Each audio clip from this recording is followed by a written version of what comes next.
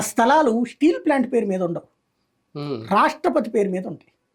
అప్పుడు రిజిస్టర్ రాష్ట్రపతి పేరు మీద చేసేవాళ్ళు.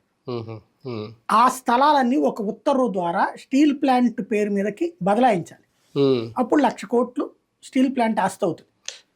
దాన్ని చూసుకుని లోన్ ఇవ్వమంటే బ్యాంక్ ఓడిస్తాడు. కానీ అసలు సమస్య కానీ దగ్గర ఉంది. అవి వాడేసుకుంటారు తప్పించి వీళ్ళు ఏం చేయగలుగుతారా?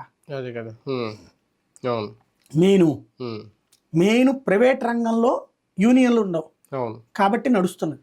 ఇక్కడ యూనియన్లు ఉంటాయి కాబట్టి బర్డెన్ ఎక్కువ, కాస్ట్ ఎక్కువ, ప్రొడక్షన్ కాస్ట్ ఎక్కువ.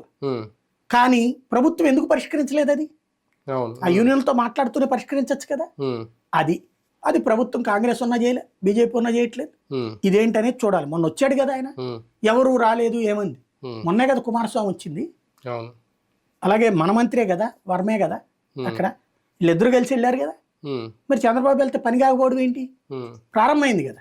అంటే నెల రోజులు ఇవిడన్నట్టు, అంటే ఒక రకంగా నెల రోజులు అయిపోయింది కదా, ఒక్క హామీ కూడా కేంద్రం నుంచి రాలేదు. ఒక పోలవరం విషయంలో కానీ, ఒక అమరావతి విషయంలో కానీ అసలు మీరు ఏం సాధించారు ఇన్ని రోజులు? హామీ ఇవ్వడం ఏంటి నాకు అర్థం కాదు. ఒక ప్రకటన ఎందుకు ఇస్తారంటున్నాయి? ఇప్పుడు అది ఏమన్నా తీసేస్తుంటే లేదు మేము ఆపుతున్నాం అనాలి. స్టీల్ ప్లాంట్ అట్లాగే ఉంటది. ఇంకా అందులో హామీ ఏంది? నెంబర్ 1. ఇప్పుడు మంత్రులు కూడా పంపించారు.